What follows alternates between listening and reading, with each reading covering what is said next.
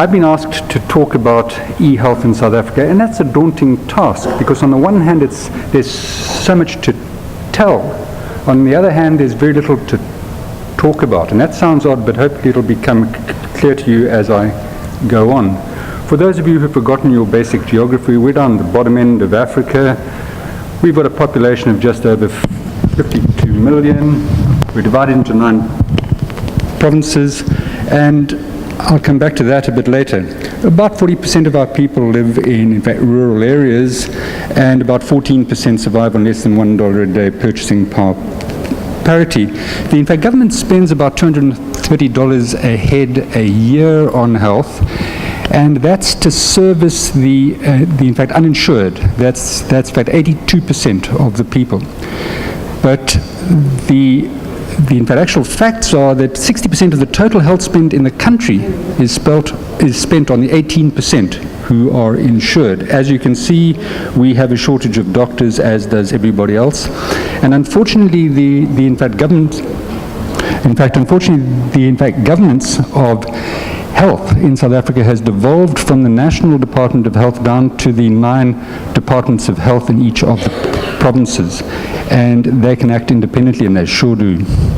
So, e-health, the use of information communication technologies in health. And as you'll see, a broad spectrum of activities from, in fact, robotic surgery, home, in fact, monitoring, etc. But also within that definition is the whole field of health informatics, EHRs, etc. And that is a whole area that I am not going to talk much about except for the following slide. E-health in South Africa within the state sector falls under the National Health Information System of South Africa Committee. And there are information systems in the large state hospitals, but of course the 9 provinces didn't speak to each other. So there are 5 different vendors, there are 13 different variations of the software, and it's not interoperable. Virtually every private hospital has a health information system, as do the insurance companies, and virtually all radiology is controlled by an information system, as is in fact the pathology, both in the private sector and in the national health labs. We've got a district health information system which has in fact migrated, or in fact over into an IT format, and there are HIV and TB databases in fact all the provinces which we're attempting to have scaled up.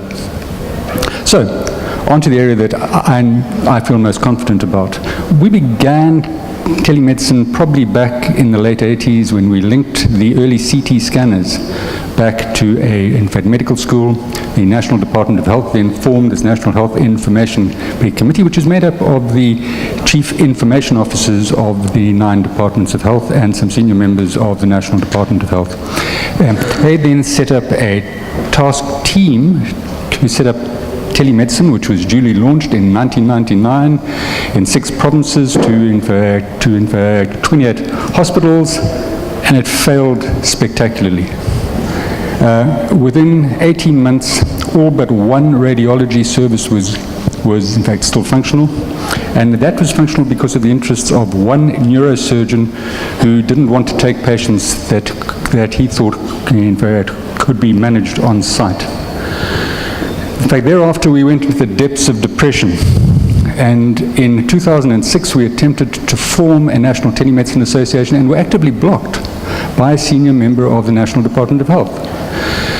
The Department of Health then attempted to draft law for telemedicine, very restrictive, based on the, in fact, Malaysian Act of in fact, 1997. Whatever you do, don't go that route.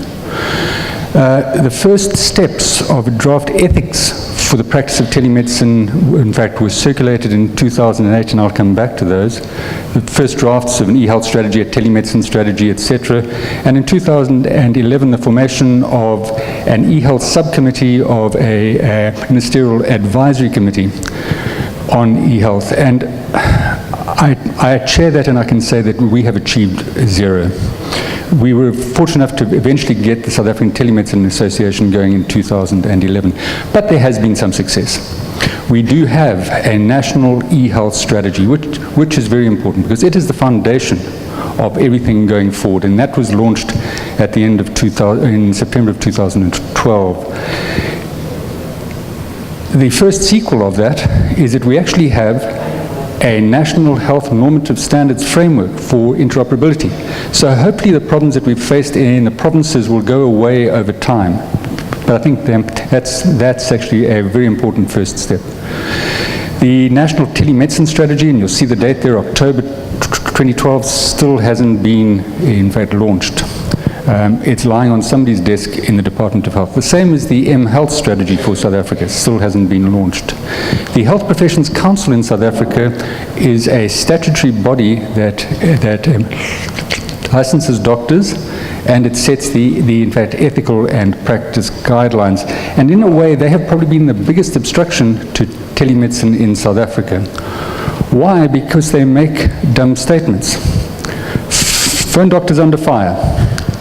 Telemedicine unethical, says the Health Professions Council. HPCSA condemns telemedicine. They didn't condemn telemedicine. In fact, what they did is they didn't like the way the private practitioners thought they could earn something out of telemedicine, but all of these went into the papers. They have eventually, after 8 years, finalized their guidelines. It's going through the process of being approved with, in fact, all the boards within the HPCSA. And it's a starting point, but it still needs plenty of work. Why? Because they haven't defined the words shall and should, and it causes a major problem. Because where something shall be done in one section, it's referred to somewhere else as being should. And so we've got a long, hard fight ahead of us there. Shall we interpret to be mandatory? Should? We're interpreting to say, well, if you can achieve that, that's good. As part of the build-up to the National E-Health Strategy, the National Department of Health undertook undertook a telemedicine audit in 2008. And they identified 86 sites, of which they said 32 were active. In fact, note the word sites. They don't talk about services. They don't talk about use. They're talking about, is there a video conference unit? Is there an X-ray machine hooked into a service somewhere? And there was zero data on use. In fact, store and forward services weren't counted because they didn't involve big infrastructure, and there was no mention of, in fact, telemedicine. So in the middle of last year, we decided we had better update this, and with the backing of this advisory committee and the National Department of Health, we sent a questionnaire to the 9 departments of health, and we asked the National Department of Health to please identify who the telemedicine coordinators were that they were dealing with, and we sent these off. First thing we get is, in fact, 3 of the 9 people say they've got nothing to do with telemedicine at all, and there's nobody in their ministry who has anything to, in fact, do with it. So that's the first 3 out the way. Of the other 6, we got answers from 4. In order to actually determine the full scale of work, we then reviewed all of the annual reports and the strategic plans of the 9 departments of health, going back to 2000 and going forward to their plans forward as far as in fact 2 years hence. We also, in fact, reviewed everything published in the medical journals on telemedicine in South Africa in an attempt to get a far better picture of exactly what was going on. And it was very sad that there's very limited data on the number of services and the number of cases seen. And without data, you can't manage anything and you can't go forward. So our findings, of the 433 state hospitals, there is infrastructure in 131 of them. We believe that about 100 of these sites are actively being used. The clinics, there in fact isn't that much going on. In fact, there is no data on informal services. So there are doctors in hospitals putting out their cell phone, in fact taking a photo of a skin lesion, sending it off to a dermatologist, they get the answer. There is no record of that anywhere, and that makes life, in fact, very difficult. These were the services that we found. The 4 highlighted, we in fact actually have data on the, in fact, number of cases, the duration, etc. But all of these were out of academic departments in a medical school. Right, we get on to M-Health. Everybody says M-Health is going to solve the problem. It'll make everything go away, and the GSMA have a world map which shows the number of in fact, telemedicine in fact, activities going on. And in fact, India comes third with 66 after South Africa at 96, behind the States at 195. And if you go onto those buttons and you hit the button, you will get the detail of everything going on. And I just want to make a final point here, that there is so much hype. The Gartner hype curve. Where on the Gartner hype curve do we think we are at the moment in terms of M health? Well, in 2011, that's the most recent report, it's up there. So we've got some deep, depressing times ahead of us as we strive to get M health going. The one thing that has worked, it's worked in South Africa, it's worked in most places in sub-Saharan Africa, is education. Doctors want education, and if you can give it to them that they stay at home, and they get it when in fact they're at home in a different town, they are very happy. And so I've summarized the activities we've been doing since 2001, the number of hours of teaching by video conferencing each year, and we're averaging between 35 and 40 hours a week each week. In order to go forward, you must do, in fact, research. And so we searched Scopus under a number of keywords for, in fact, health informatics and keywords for in fact, telemedicine. We found some 75,000 papers, of which South Africa has contributed about half of 1.2% in terms of telehealth, and about a third of virtually nothing in terms of medical informatics. So there is work going on, but it's not being documented, it's not being in fact reported on. So in fact, finally, where in fact are we? I believe the governance issues are being raised. We've got a strategy, we will have further strategies. I think we're putting all those pieces in place. We need to get buy-in from the departments of health in the 9 provinces. We need to evaluate, monitor, report, publish. We need to understand what's going on in the private sector.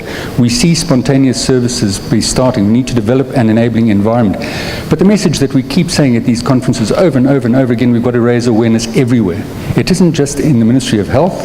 It isn't with the doctors. It's with the end users. The patients must be demanding it from us. But otherwise we won't get to that point where the specialist is working from home, basically in his village, and he can do everything. His cell phone to his ear, working on his computer, and he is happily doing it. In fact, thank you very much.